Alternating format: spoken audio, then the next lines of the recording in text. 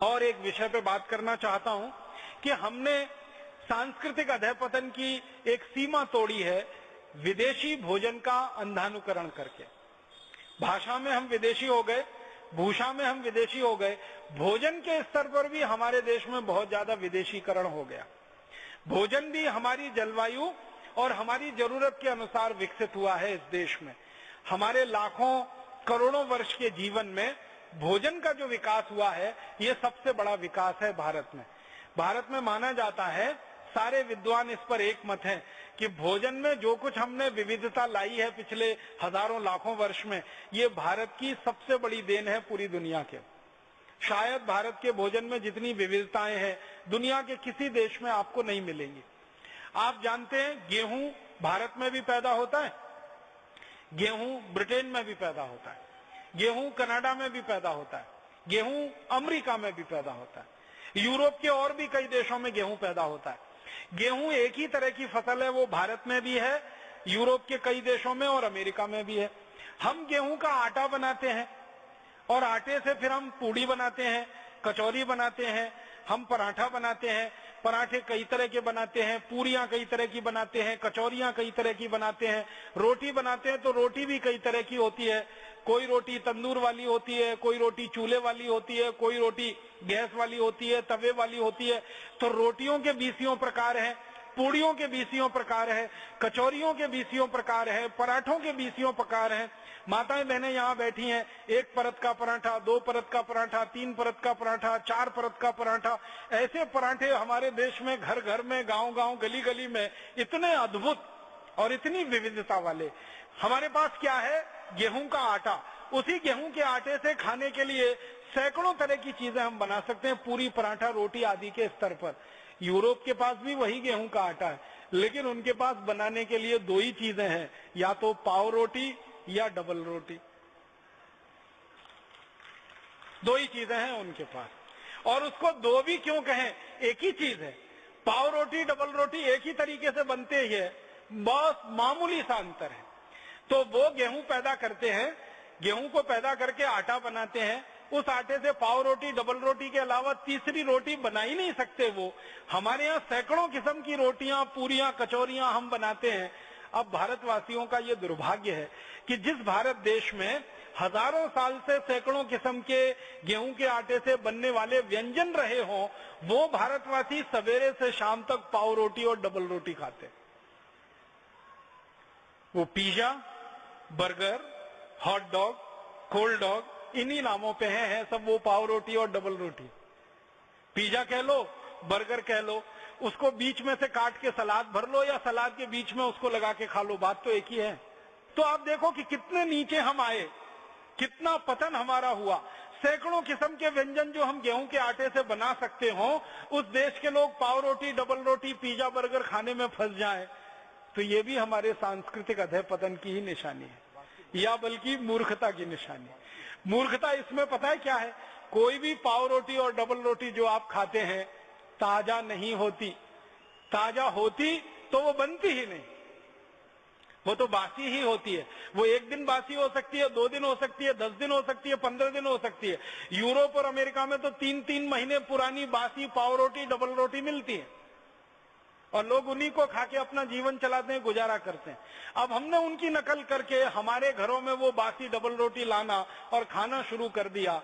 गेहूं के आटे के बारे में विज्ञान ये कहता है कि इस आटे को गीला होने के 48वें मिनट के अंदर इसका रोटी बन जाना चाहिए और रोटी बनने के 48 मिनट के अंदर इसको खा लिया जाना चाहिए।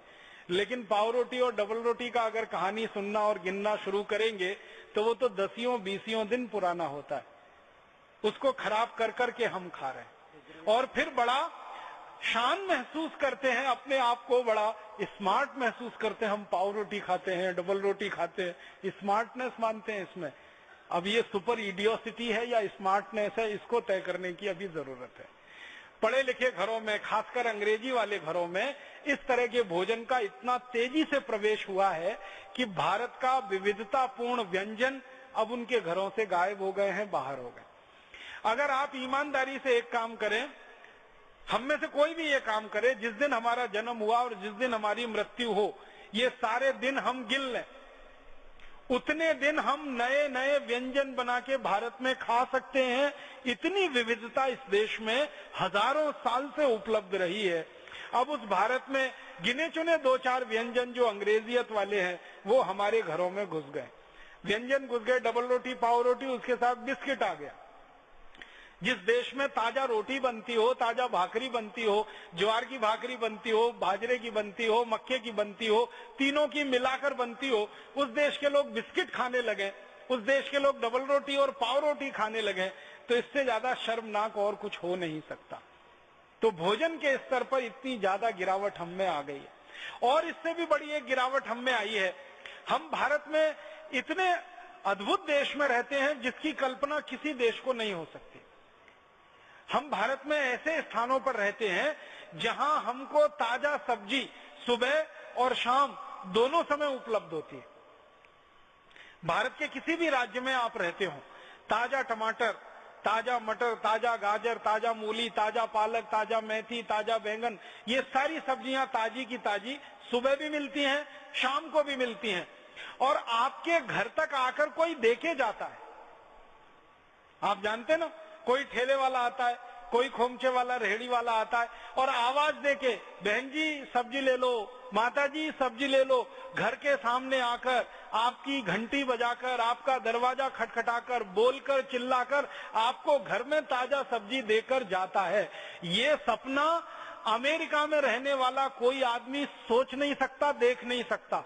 यूरोप में किसी को कल्पना नहीं हो सकती कि सवेरे ताजा सब्जी, शाम को ताजा सब्जी कोई घर के सामने आकर दरवाजा खटखटाकर बोलकर देके जाए। अमेरिका में तो ताजा सब्जी लानी कल्पना की बात है, क्योंकि सब्जियां सब 7 से 15 दिन पुरानी मिलती हैं। इससे ताजा सब्जी तो कहीं मिल ही नहीं सकती। कोई कोई डिपार्टमेंटल स्टोर्स में 1-1 महीने पुरानी मिलती है। और सब्जी लानी हो तो 20-25 मील से लेकर 100, 150, 200 मील तक कार चला के जाना पड़ता है, तब थोड़ी सी सब्जी आप ला सकते हैं। यहाँ घर के सामने कोई आपको सब्जी देकर जाता है, और सब्जी ही नहीं देता, आपका हालचाल भी पूछ लेता है। माता जी कैसी हैं, बिटिया आपकी कैसी है, तबीयत ठीक है कि नहीं ठीक है। आप सब्जी लो या ना लो, वो आपके घर की कुशलक्षेम पूछेगा, आप उसके घर की कुशलक्षेम पूछेंगे। माने हमारा उससे आत्मीय संबंध हो जाता है। ऐसा आत्मीय संबंध किसी भी डिपार्टमेंटल स्टोर वाली संस्कृति में हो नहीं सकता। इसकी कोई कल्पना किसी को नहीं। यूरोप और अमेरिका के लोगों को तो कोई ताजा सब्जी उपलब्धि नहीं है, उनके नसीब में नहीं है, क्योंकि उनके देश में होता नहीं है। बाहर के देशों से उनको सब आयात करके लाना पड़ता है। अब मुझे जो दुख होता है, अफसोस होता है, जिस देश में ताजा टमाटर सुबह भी मिले, शाम को मिले, वहां के लोग टमाटो सॉस खाएं जो 2-2 साल पुराना है, पता नहीं 3 साल पुराना है, 4 साल पुराना। जब ताजा टमाटर मिल रहा है, उसकी चटनी बनाकर हम सुबह खा सकते हैं, शाम को खा सकते हैं। हम बाजार में जाएं और Maggi hot and sweet tomato chilli sauce लेके आए, और फिर किसी से पूछे भाई क्या है, तो अंग्रेजी में कहते हैं इट्स डिफरेंट। वो डिफरेंस क्या है? उसमें 3 महीने पुराना सड़े गले टमाटर का रस, ये है डिफरेंस उसका। ताजा टमाटर हम खरीदें 8-10 रुपए किलो मिले, और टमाटो चिली सॉस खरीदें 200 रुपए किलो मिले, ये डिफरेंस है उसका। 8-10 रुपए किलो के ताजे टमाटर की चटनी बना के खाएं, कितना स्वाद आए, और उसमें प्रिजर्वेटिव मिला के जो जहर कैंसर पैदा करने वाले 3-3 महीने, 6-6 महीने, साल भर पुराना टमाटो सॉस खाएं, ये डिफरेंस है। माने मूर्खता की पराकाष्ठा हमने जो है ना लांग ली है। इतना हमारे भोजन में परिवर्तन आया। ताजा टमाटर चटनी की बजाय टमाटो सॉस हमारे घर में आ गया। ताजा गेहूं के आटे की रोटी की जगह हमारे घर में महीनों महीनों पुरानी ब्रेड और डबल रोटी आ गई। पहले हमारे घरों में माताएं और बहनें रोज चक्की चलाती थी, रोज ताजा आटा निकलता था। सुबह का आटा शाम को इस्तेमाल नहीं होता था, शाम का अगले दिन सुबह इस्तेमाल नहीं होता था। इतना ताजा आटा खाने वाले लोग हम रहे हैं, इसलिए ये देश बीमारियों से मुक्त रहा है और दवाओं की जरूरत हमको ज्यादा नहीं पड़ी है। जब से हमने आटा सड़ा गला खाना शुरू किया है, महीनों महीनों पुराना आटे की बनाई हुई चीजें खाना शुरू की हैं, और महीनों महीनों पुराने टमाटर का सॉस खाना शुरू किया है, हमारी बीमारियां बढ़ी हैं और चिकित्सा का खर्चा बढ़ा है। घर का बजट तो बढ़ा ही है, बीमारियों का भी बजट बढ़ा है और खर्चा उसकी